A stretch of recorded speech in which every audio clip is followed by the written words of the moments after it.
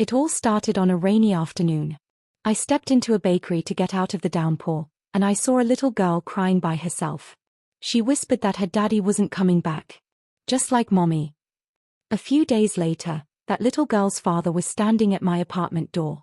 He was a CEO, a millionaire, a man who looked like he had everything, but he was completely broken. He told me his daughter, Anna, hadn't celebrated her birthday since her mother died. And that she thought I was her mom. He looked me dead in the eyes and asked me the most impossible, insane question I'd ever heard. Can you pretend to be my wife for 1 week? Please, just to save my daughter's birthday. I should have said no. I did say no. It was a lie. I was a stranger. But I agreed. 1 week. Just 7 days to move into his mansion and pretend to be part of a family that wasn't mine. What I didn't know was that 1 week would change everything. This is the story of how a desperate arrangement became real. If you've ever felt lost and found a home in the most unexpected place, make sure you like and subscribe, because you need to hear what happened next. I was in the quiet room of the city library, tracing the spine of an old book on cartography. I've always found comfort in maps. They represent a world that is measured, known. A place where you can see exactly where you are. I was lost in the Conti lines of a Norwegian fjord when a shadow fell over the page. I looked up.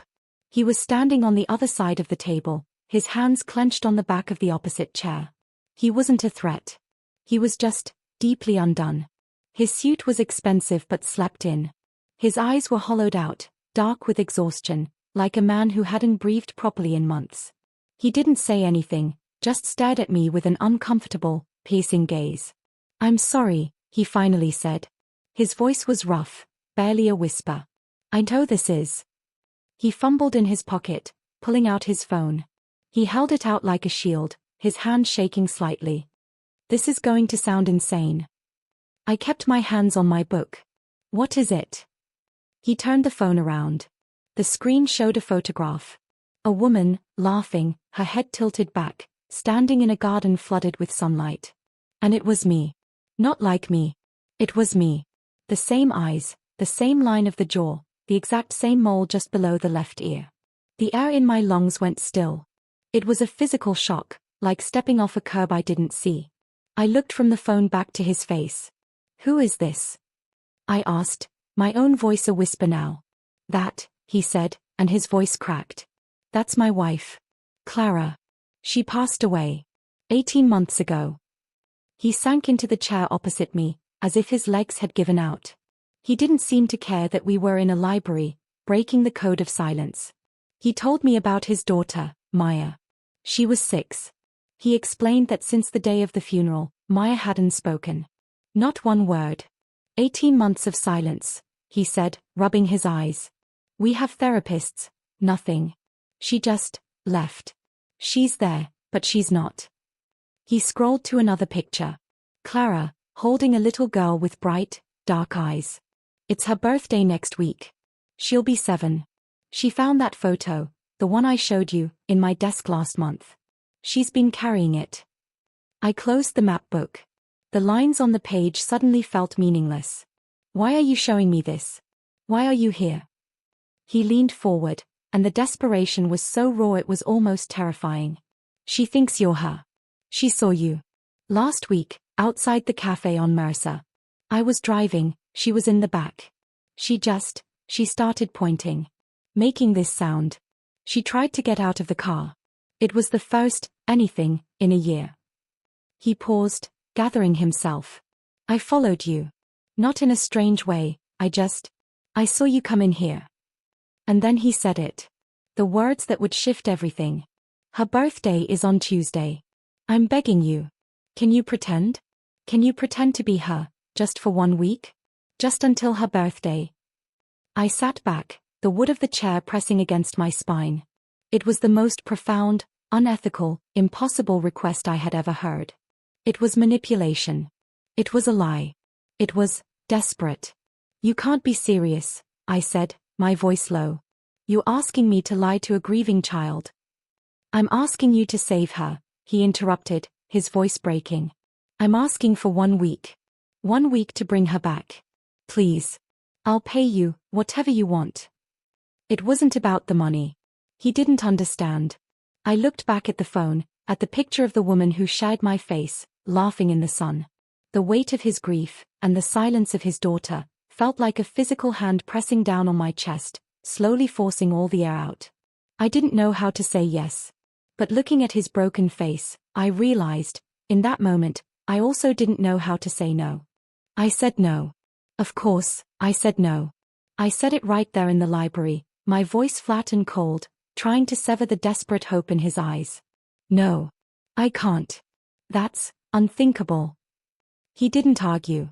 He didn't offer more money or plead again. He just nodded, a slow, terrible acknowledgement. His whole body seemed to collapse, the last thread of energy leaving him. He stood up, slid the chair back in, and walked out of the library, leaving me alone with the maps. I went home. I tried to read. But the Conti lines on the page were no longer clear.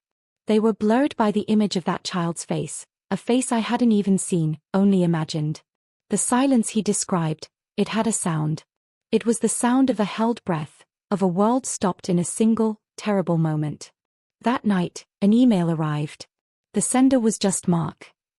The subject line was empty. Inside, there was no text. Just a single, private video link. My cursor hovered over it for a long time. It felt like opening a door I had no right to. A transgression. But I clicked. The video was short. 30 seconds, maybe. It was clearly from his phone, unsteady, filmed in a backyard. It was her. Clara. She was in a simple yellow dress, trying to hang a string of lights between two trees. The camera was shaky, and I could hear his voice, Mark's voice, from behind it. "You're too short." She turned, shielding her eyes from the sun, and she laughed. It was the laugh that did it. It wasn't just that she looked like me. It was that she moved like me. The way she tilted her head. The way her shoulders shook. It was my laugh. It was my gesture. It was an echo, a reflection of me, living a life I never had. In that 30-second clip, I saw a warmth, a life, that felt familiar. I watched it again. And again. The line between her and me, the one that had been so clear in the library, began to blur. I looked at my own hands on the keyboard. I wrote him back. 3 words. 1 week. For her. He didn't reply. The next afternoon, a courier delivered a single, medium-sized cardboard box. There was no note. Just my address, and his. It sat on my living room floor for an hour, feeling like a bomb. When I finally opened it, the contents were mundane. They were the archive of a life. There was a faded, soft-knit scarf, dark blue. It still smelled faintly of her. A light, floral, lemon scent. There were 3 worn paperbacks, the corners of the pages turned down. And there were 2 leather-bound journals. This felt like the true violation. More than the house, more than the lie. Opening another person's private thoughts. But I had to. If I was going to do this, I couldn't be a caricature. I couldn't be a bad actress. The child would know in an instant. I opened the first journal. Her handwriting was sharp, slanted, and fast. It wasn't a diary of deep emotions. It was a logbook of a life. Maya painted the kitchen floor. Blue. Mark just sighed. Planted the hydrangeas. Hope they take. Bad day. Mark working too late. Felt invisible. I read for hours. I wasn't just learning about her. I was learning about them. I learned the brand of tea she drank. I learned the name of Maya's favorite stuffed bear. I learned that she and Mark had a fight every year on their anniversary, and they always made up by eating pizza on the floor. This wasn't a script. This was a map of the person I was supposed to inhabit. And as I read, a cold fear began to settle in my stomach. I was a cartographer. I understood maps. And this one was leading me into a place I had no business being. This wasn't about a birthday. This was about stepping into the center of a tragedy. I was being asked to walk into a home that was still waiting for her, and to be the one who wasn't her. I stood on the polished concrete steps of his house.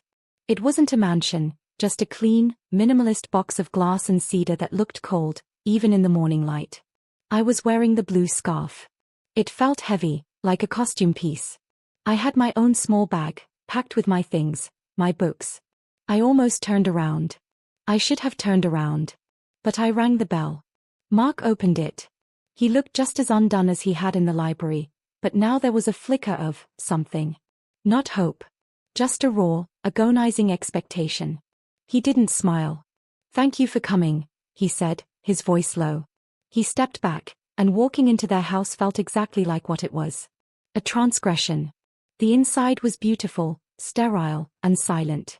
Polished floors, a stark white kitchen, a wall of glass looking out onto a perfectly manicured garden. But she was everywhere. On the counter was the exact brand of jasmine tea I'd read about in her journal. In the living room, there was a single, faded armchair, a soft, worn floral pattern that clashed with everything else. It was her chair. The house felt like a museum exhibit, perfectly preserved, waiting for the curator to return. And then I saw her. She wasn't running. She wasn't crying. She was just there, hiding behind Mark's legs, one small hand clutching the fabric of his pants. A tiny girl with a cascade of dark, tangled hair, and eyes that were too big and too old. She stared at me. Mark put his hand on her shoulder.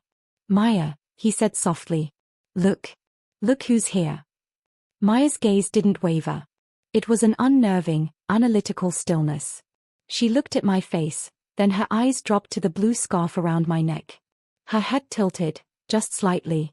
It was a look of profound, heavy observation. There was no recognition. There was no mommy. There was just me. An error. A puzzle piece that didn't fit. My throat was completely dry. I had rehearsed nothing. What was I supposed to say? I knelt, slowly, trying not to be a threat. "Hello, Maya."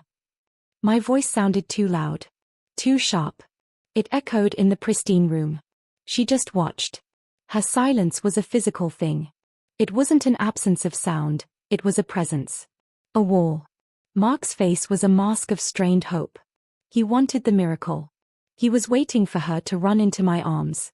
And when she didn't, when she just stayed, perfectly still, hiding behind his legs, I saw his shoulders slump. I have to go to the office," he said, his voice strained. "Just for a few hours. A meeting I couldn't move." He was running. I couldn't blame him. He bent down, kissed the top of Maya's head. She didn't react. "I'll be back by 3, he said to me. And then he was gone. The front door clicked shut. And the silence that rushed in was deafening. It was just me, and this silent child, in a house that wasn't mine. Maya hadn't moved. She was still standing where her father had left her, her gaze fixed on me. I felt like an intruder, a con artist. Every second stretched. This was a mistake. I thought about the journals, the tea, the favorite book. I could perform. I could walk to the kitchen, make the tea, sit in the chair. But I couldn't. It felt grotesque. It felt like a lie she would see through in an instant. So I didn't try to be Clara. I unzipped my own bag, which I'd left by the door. I pulled out the book I'd brought from home. Not one of Clara's. Mine. The book on cartography. I walked over to the glass wall, away from her chair, and I sat down on the floor, my back against the cool glass. I opened the book to a random page. I just started to read. My voice, reading about the Mercator projection, about the challenges of mapping a sphere. I read aloud to the empty room. I read to the garden. I didn't look at Maya. I just let my voice exist in the space, a foreign object. I read for 10 minutes. The only sound was my voice and the ticking of a clock I couldn't see. When I finally paused, risking a glance, she was still there. She hadn't moved. She was just watching me, her head tilted, her expression a perfect, impenetrable mystery. She was a map I couldn't read, in a house that was waiting for someone else.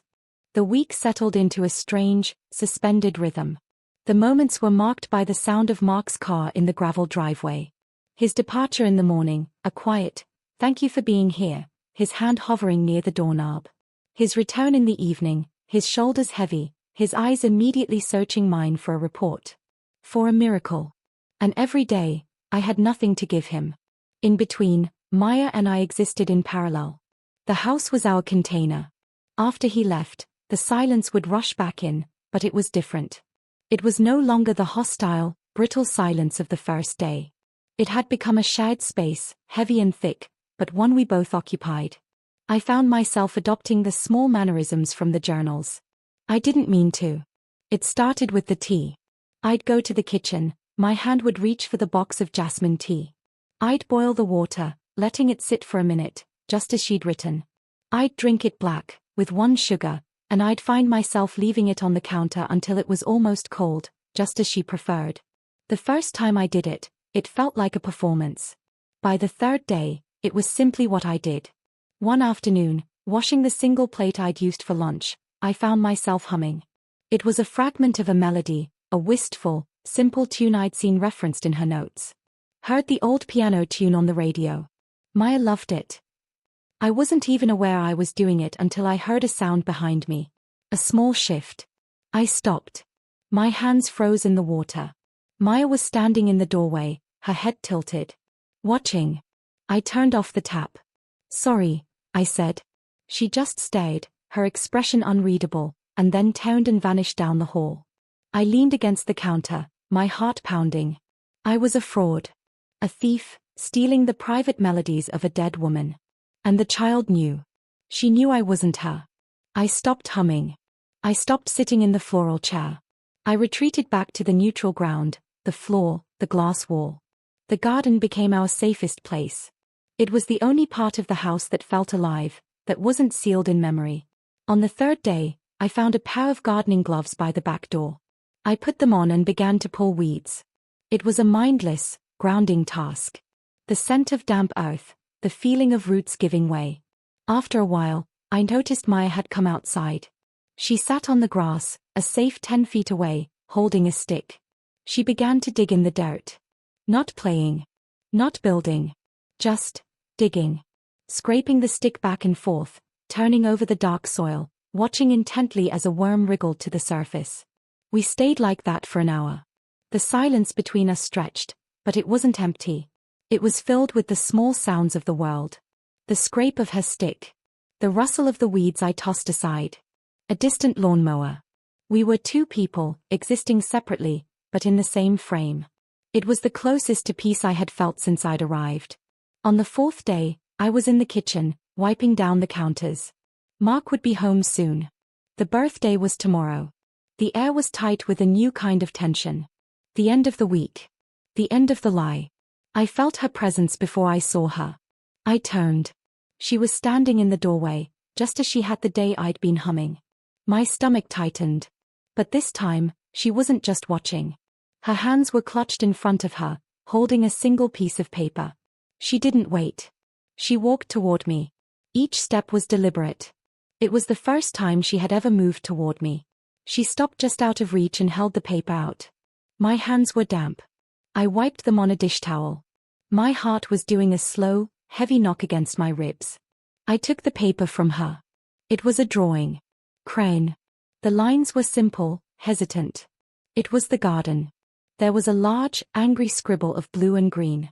The hydrangeas. And next to it, there was a figure.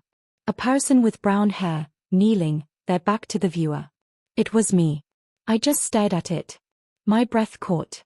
It wasn't a picture of Clara. It wasn't a picture of her. It was a picture of me. In the garden. Pulling weeds. I looked up at her. She was watching my face, not the drawing. Her expression was intense, waiting. I knelt, so we were on the same level. "You drew this, Maya?" She gave a single, small nod. It's beautiful," I said, my voice thick. "This is me. In the garden." She pointed to the blue scribble. "And the hydrangeas," I whispered, remembering the journal entry. "Planted the hydrangeas. Hope they take." Her eyes widened, just for a fraction of a second. A flicker of something. Recognition. And then, as if the transaction was complete, she turned and walked out of the kitchen, her bare feet silent on the floor. I was left alone, holding the drawing. When Mark came home that night, he found me still sitting at the kitchen table, just staring at it. "What is it?" he asked, dropping his keys. I didn't say anything. I just slid the paper across the table. He picked it up. He stared at it for a full minute, his thumb tracing the crane line of my figure. She drew this?" he asked, his voice rough. "This afternoon." He walked over to the sterile, empty refrigerator. He grabbed a magnet, a small, smiling sun, and pinned the drawing to the door.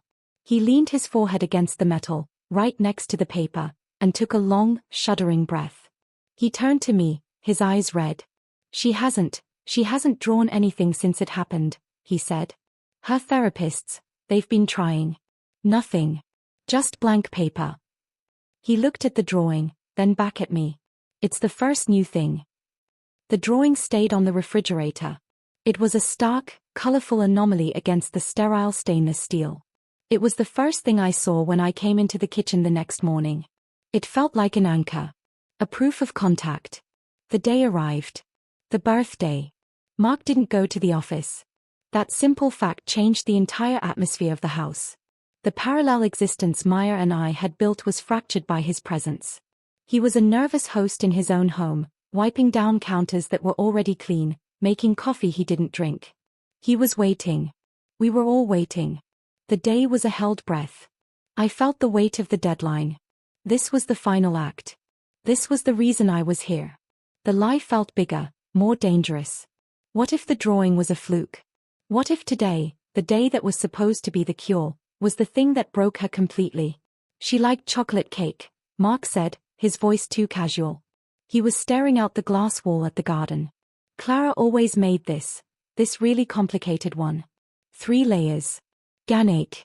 It took her 2 days. I looked at the spotless, high-end oven.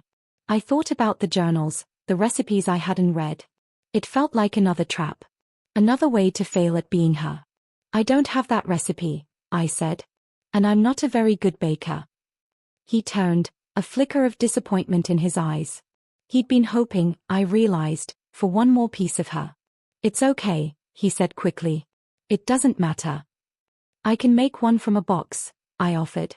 I think I saw one in the pantry. It felt like a small, sad confession. A box mix. A cheap substitute. But Mark just nodded, relief washing over his face. Yes. That's perfect. Thank you. So I baked a lopsided, painfully simple chocolate cake. Maya sat at the kitchen table, watching. She didn't help. She just watched my hands as I mixed the powder and the oil and the eggs. The electric mixer whirred, a violent, artificial sound in the quiet house. I focused on the task, on the mechanics of it. It was better than looking at either of them. Evening came. We didn't invite anyone. There were no balloons, no streamers, no party. It was just the 3 of us at the dark wood dining table. It felt less like a celebration and more like a vigil. Mark brought the cake to the table. He had found candles. 7 of them. He pressed them into the soft, uneven frosting. His hands were shaking. I watched his knuckles, white as he tried to space the candles just right. He fumbled with a lighter. The small click, click, click was the only sound. He lit them, one by one. The room went dark, and the only light came from those 7 small flames, reflecting in Maya's wide, dark eyes. And then, we sang. Mark and I. Our voices were terribly exposed. His, a low, hesitant baritone. Mine, a quiet alto, cracking on the high notes. Happy birthday to you. Happy birthday to you. We sang to a child who sat as still as stone. Maya watched the flames. Her expression was completely unreadable. She wasn't sad. She wasn't happy. She was just observing. Studying the fire. The song finished. The last note hung in the air, heavy and sad. Make a wish, sweetheart, Mark whispered, his voice thick with emotion. Blow them out. Maya didn't move. She didn't lean forward. She didn't breathe. The silence stretched, becoming unbearable. The candles began to drip hot wax onto the chocolate frosting. Maya, honey, the candles. Mark prompted, his voice laced with a gentle panic. I didn't say anything. I just watched her. And then, she moved. It was slow. Deliberate. She lifted her head and looked at Mark. A long, steady look. Then, she turned her head and looked at me. Her eyes scanned my face, from my hair, to my eyes, to my mouth, and then down to the blue scarf I was wearing. It was the same analytical gaze from the first day. My stomach dropped. This was it. The moment of rejection. Her gaze shifted. She looked past me, to the mantelpiece in the living room. There was a row of silver-framed photographs. She lifted a small, thin arm and pointed. She was pointing at the photo. The one Mark had shown me in the library. Clara, in the garden, laughing. Then, Maya slowly, deliberately, turned her arm and pointed at me. And she shook her head. A tiny, sharp, definitive no. I stopped breathing. Mark let out a sound, a sharp intake of air. It wasn't a rejection of me. It was a distinction. That was Clara. This was not. She knew. In that single, devastating gesture, she had told us both that she knew. The lie was over. I had failed. But she wasn't finished. She turned back to the cake. She looked at the small silver spoon next to her plate. Her eyes were fixed on it. The candles were burning low. She looked up, not at me, not at Mark, but at the cake itself. Her lips parted. And she whispered. It was the first sound I had ever heard her make. A tiny, rough, unused word. A key turning in a rusty lock. Please. It hung in the air. Clear. Perfect. Undeniable. Mark made a choked, sobbing sound. He clapped his hand over his mouth, his shoulders shaking.